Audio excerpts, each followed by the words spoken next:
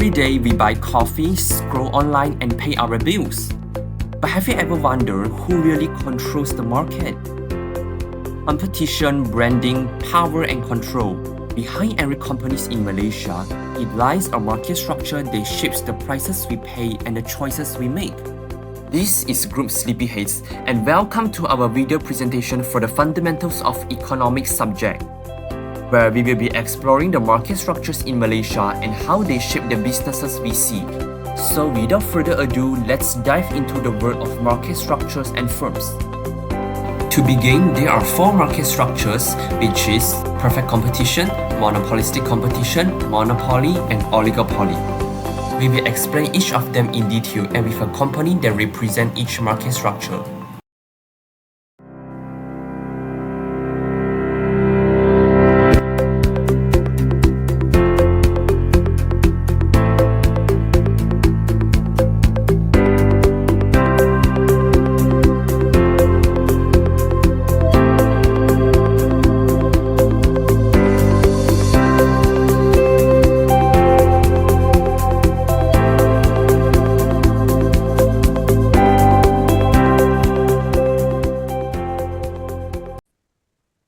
Good day to Ms. Noor Shahaliza, and my name is Wilson. Today I will be presenting the market structure of perfect competition, and I will be using Kellogg Enterprise as an example. So before I start presenting, I would like to do a short introduction of Kellogg Enterprise. So Kellogg Enterprise is basically a food and vegetable supplier in the industry for the past 20 years. They supply fresh fruits and vegetables to various organizations, including the hotels, hospitals, educational institutions, restaurants, mini markets, hypermarkets, supermarkets, and others. And why Kellogg Enterprise fits the characteristic of perfect competition in Malaysia? So first, there are a large number of buyers and sellers. So each buyer buys a small quantity of the total amount a single buyer or seller cannot influence the price and product in the market. As a result, firms sell its product at the price determined by the quantity demanded or supplied in the market. And each buyer buys the commodity at the price determined by the market condition. Secondly, they are homogeneous products. So the goods sold are likely identical or very similar to competitors, making the product a commodity where customers cannot differentiate between sellers. So third, there is easy entry and exit due to very low barriers. Allow new firms to enter if profits are high, or exit easily if they are losing money. So because of these factors, Kellogg acts as price taker, meaning that it must sell its product at the prevailing market price determined solely by supply and demand forces. And finally, the markets operate under perfect information. So customers and suppliers are fully aware of product availability and prices to preventing the firm from charging more than the market rate, as customers can instantly switch. So if a seller in these markets decides to raise prices, the implications are immediate. First, the seller will lose all customers. Since agricultural products are homogeneous, which is identical, buyers can easily switch to other sellers offering the same product at the market price. There is no incentive for buyers to pay more for the same good. Secondly, the individual firm faces a perfectly elastic demand curve. This means that at the market price, the firm can sell as much as it wants, but if it raises the price even slightly, the quantity demanded for its product drops to zero. As a result, the seller will experience a complete losses of sales. The seller's revenue will fall to zero if no goods are sold. This makes raising prices an unprofitable strategy. Instead of increasing profits, the firm risks incurring losses because it still has to cover production costs without earning revenue. Finally, in the long run, if a firm continuously fails to sell its product due to higher pricing, it may be forced to exit the market. This is consistent with perfect competition theory, where only firms that accept the equilibrium prices can survive. Next, we will move to the comparison of short run and the long run equilibrium. So, how the firms behave in short run versus long run equilibrium using cost curve. So, in the short run, the firm operates under rigid conditions, maximizing its profits given fixed factors of production. Because of these fixed constraints, the number of firms in industry is completely fixed, meaning that there is zero entry or exit. So when we look at the short run cost curve, specifically the marginal cost, average variable cost, and average total cost, the firm will always target the profit maximization point where marginal revenue equals marginal cost. However, because the market cannot adjust quickly, this state is not necessarily efficient. The market price can be greater than, equal to, or less than the average total cost. Consequently, in the short run, Kellogg Enterprise might earn supernormal profits, or even suffer losses. But there is a limit to these losses if the market price falls below the average variable cost. The firm will minimize its losses by shutting down operation immediately. So, in the long run, the environment becomes entirely flexible because all factors of production are now variable. This flexibility allows firms to freely enter or exit the industry, which act as our primary adjustment process. If firms are making supernormal profits, new competitors will enter. If they are facing persistent losses, firms will exit. This continuous movement restores the market back to equilibrium until all imbalance are wiped out, leaving firms to earn normal profit, which means zero economic profit. Because of this, the price is forced to settle precisely at the minimum point of the average total cost, or the long run average cost. If you look at the graph using the long run cost curve, the equilibrium condition is still maintained where marginal cost is equal to marginal revenue. But now the marginal cost cut the marginal revenue curve at the absolute minimum point of the long run average cost, establishing a clear break-even point. So ultimately, while the short run is filled with market variation and inefficiencies, the long run equivalent achieve full economic harmony, successfully reaching both allocative efficiency and productive efficiency at the lowest possible cost. So next is how consumer surplus and producer surplus differ in this perfect competition. So consumer surplus and producer surplus So consumer surplus is maximized because intense competition drive prices down to the market equilibrium where demand equals supply. Since prices are low and efficient, consumer pay a price equal to the marginal cost and secure product at the lowest sustainable price. This contrasts with a monopoly or oligopoly where firms restrict output to artificially raise prices, resulting in lower consumer surplus. On the other hand, producer surplus behave differently while it assists in the short run when firms earn abnormal profit. It is relatively smaller in the long run because there are no barriers to entry. Long run competition eliminates excess profits, leaving firms with only normal profit. In imperfect markets like monopolies, producer surplus remain much higher due to strategic pricing and high barriers to entry. So in conclusion, perfect competition ensure an efficient allocation of resources where societal welfare is fully optimized, directly benefiting the consumer. This is only from me. Thank you.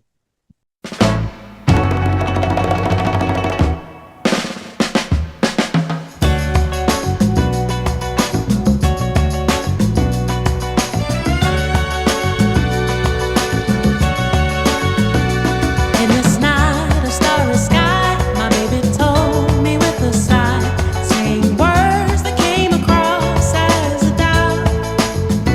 I reassured that every day. Hi, my name is Yang Jie and I will present for Juice Coffee from Monopolistic Competition. Let's start with how Juice differentiates itself. On pricing, Juice introduces an affordable premium pricing which is 10% to 20% below competitors, so it is affordable without feeling cheap. Juice also makes local flavors like Gula Melaka Latte and Panda Latte as core menu items, not seasonal specials like Starbucks does. Customer can also choose between two signature bean blends such as Boss and Lydia, plus a low sugar zero series. The Juice Coffee app also drives 70% of all sales with $1.8 million and a 4.85 rating, far ahead of any competitors. Beyond the cafe, Juice has expanded into bottled drinks and canned coffee through its coffee series. And with 743 outlets across malls, petrol stations and residential areas, it's the most accessible coffee chain in the country. Finally, seasonal campaigns like Capybara, Meowcha, and Butter Bear have turned Juice into a cultural experience, something competitors simply can't replicate. Let's talk about the impact. In terms of reach, Juice has captured the widest consumer base in Malaysia, which is students, young professionals, working adults, and price-sensitive customers across both urban and residential areas. Most importantly, Juice now holds 21% market share, the highest of any branded coffee chain in Malaysia, with 743 outlets compared to Starbucks. Revenue tells the same story, from 15.7 million in year 2021 to 204 million in year 2023, projected to hit 600 million by year 2025. That's a 38 times increase in just 4 years. On the app side, there is 35,000 positive reviews and over 30 million cups sold in 3 years. And loyalty is just as strong. 40% loyalty rates among Gen Z, retention 2 to 3 times higher than traditional cafes. During the year 2025 global brand boycotts, over 60% of Malaysian consumers actively redirected their preference to Juice. The brand has now also expanded regionally into Singapore, Brunei, and Thailand. Now let's talk about the advertising's role. In monopolistic competition, advertising does two economic things. It shifts the demand curve rightward, attracting new customers, and it makes the curve steeper, meaning existing customers become less sensitive to price. Together, this lets Juice Coffee price above marginal cost and sustain profits longer. Juice executes this through 4 channels. First, app-based advertising, like push notifications reaching 1.8 million users directly, making the app both a sales and marketing tool. Second, social media and UGC, which is user-generated content. Campaigns like Capybara are built to be photographed and shared on TikTok and Instagram, generating free, peer-driven advertising and more persuasive than paid ads. Third, AI personalization. Juice uses RFM modeling to predict preferences and deliver targeted offers, achieving 5 to 20% higher engagement than generic campaigns. And the last one is Bottom Malaysia identity advertising. Juice sells more than coffee. It sells a national identity, which became especially powerful during recent global brand boycotts. This kind of advertising builds into brand loyalty, which shapes consumer choice in three distinct ways. First, loyalty lock-in. The app's points and reward system creates a real cost to switching. Leave dues and you lose your accumulated rewards. Limited edition campaigns deepen this further, building emotional attachment beyond just the transaction. Second, reduce price sensitivity. Loyal customers don't stop around comparing prices. They anchor to deals out of trust and habit, letting deals price above marginal cost without losing its core base. Third, immunity to competitor entry. When Luckin Coffee and Best Bear enter Malaysia with aggressive pricing, Juice's loyal base simply didn't reflect. Their loyalty acts as a buffer, slowing how quickly competitors can erode Juice's market position. What's the outcome? Word of mouth amplification, sustained profits, and a demand curve that stays steep and to the right. Our data backs this up clearly. Gen Z leads with a 42% loyalty rate and 78% retention, the highest of any segment, driven by Juice app's gamification and youth targeted campaigns. Looking at retention over time, Juice keeps 65% of customers after 12 months, compared to just 30% for a typical cafe.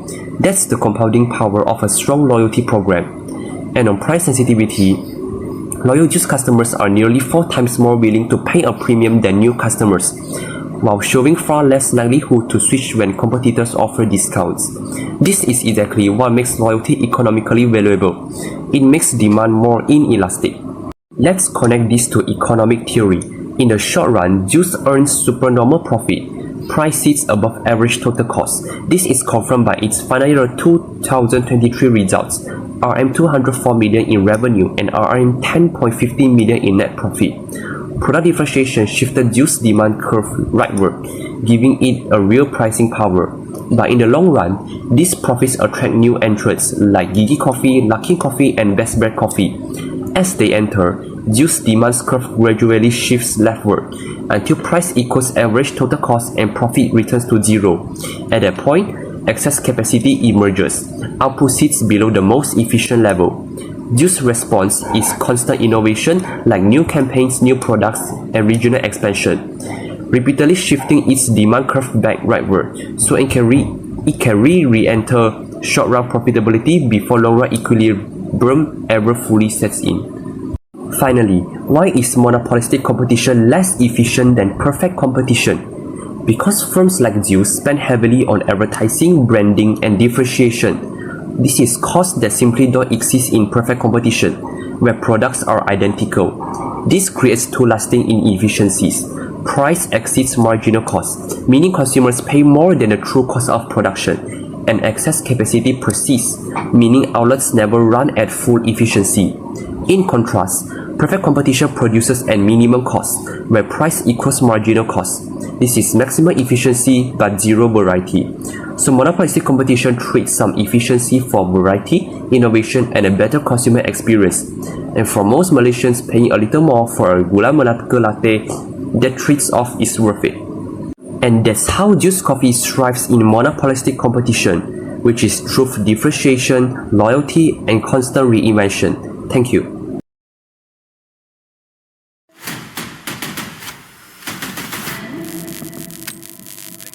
Amin, bismillahirrahmanirrahim. Kita ada tripping di Pulau Indah.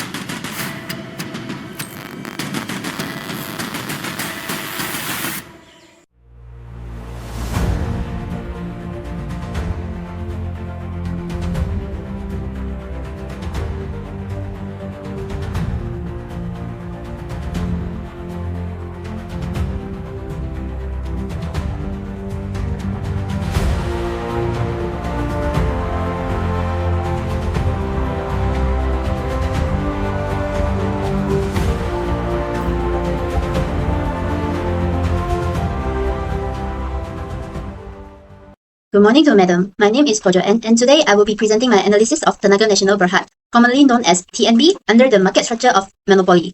The objectives of this presentation are to explain how TNB fulfills the characteristics of a monopoly, analyze the cost and benefit of government regulations on TNB pricing strategies, discuss how economies of scale create barriers to entry, and explain an example of price discrimination practiced by TNB and its impact on consumers. First, let me introduce TNB.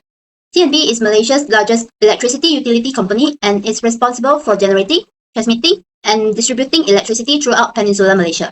Millions of households, businesses, and industry rely on TNB every day for a stable supply of electricity. Due to its dominant position in the electricity industry, TNB is often classified as a natural monopoly. So what is a monopoly? A monopoly is a market structure where a single firm dominates the market and faces little or no competition. The main characteristics of a monopoly include one dominant seller, no close substitutes, high barriers to entry, and significant market power. And all these characteristics can clearly be observed in TNB operations. Now I will explain how TNB meets the characteristics of a monopoly. Firstly, TNB is the dominant electricity provider in Peninsular Malaysia. Most consumers obtain electricity through TNB's distribution network, and there are very few alternatives available. This makes TNB the primary supplier of electricity for the majority of Malaysians.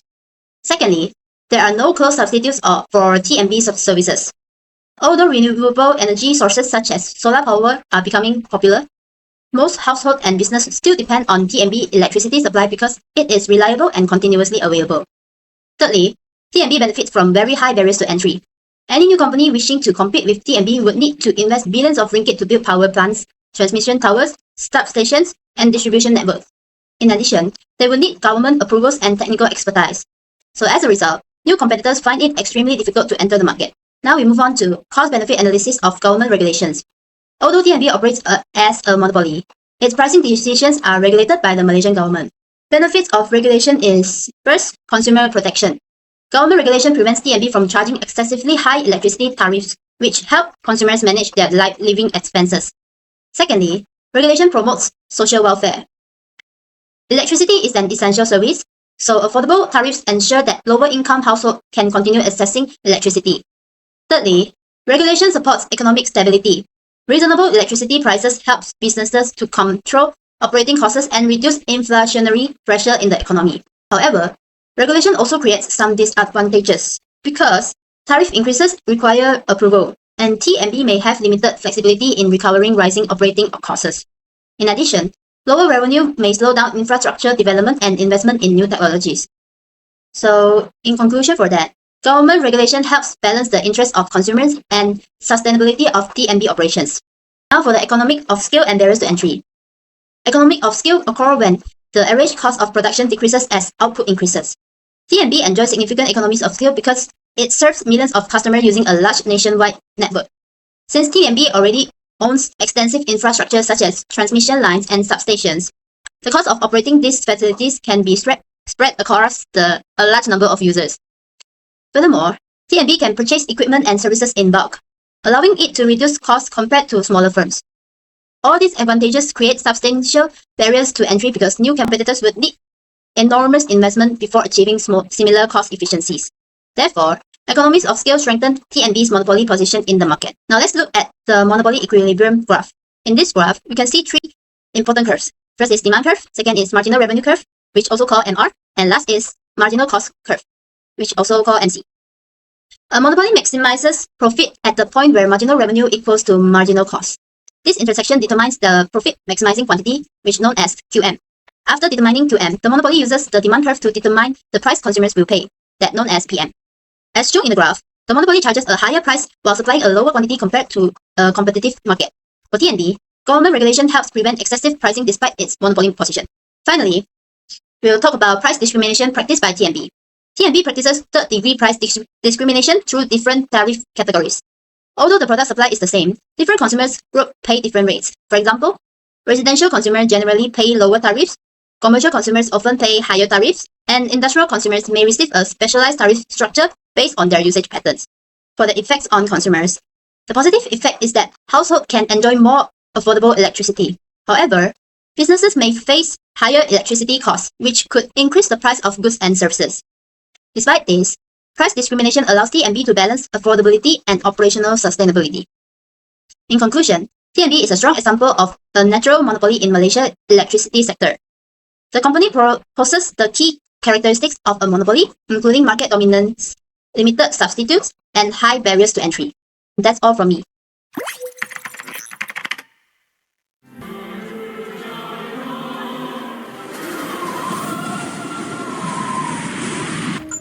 Good morning, Dato. Any updates on the book?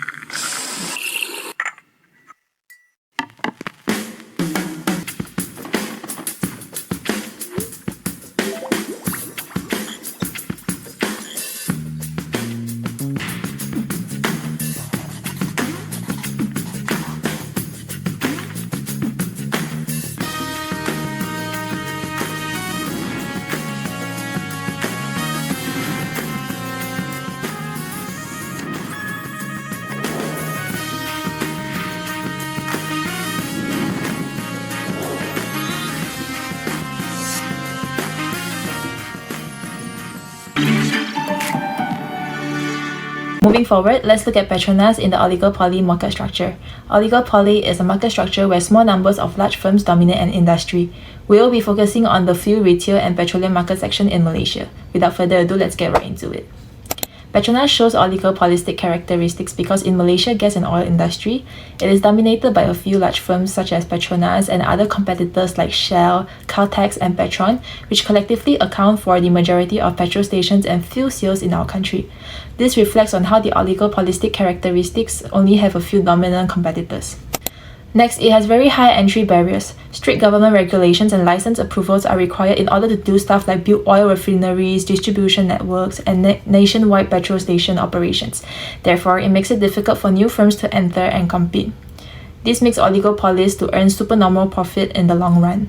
Besides that, the firms in this industry are highly interdependent with each other. For example, an action taken by Petronas will influence its competitors to have similar actions as well. Thus, major fuel retailers will have to closely monitor their competitors' strategies often. In addition, non-price competition. As fuel prices are mostly set by our government, the firms have no choice but to compete through branding and value service added to differentiate themselves. In this case, Petronas will usually offer Centel e-wallet app for customers as well as Mesra reward programs. To add on, Petronas have a strong market presence. The brand reputation and integrated operations further strengthens its position within the oligopolistic market. It even sponsored the F1 sports, strengthening its overall global image. Now let's look at the analysis of pricing strategies between Petronas and Shell as competitor in Malaysia's fuel retail oligopoly using payoff metrics. As fuel prices in Malaysia are regulated, Petronas and Shell can still compete through promotional pricing strategies. In this model, both firms have two strategies, either to maintain current pricing and promotional activities or have aggressive promotional pricing such as offering cashbacks, loyalty rewards, and fuel vouchers.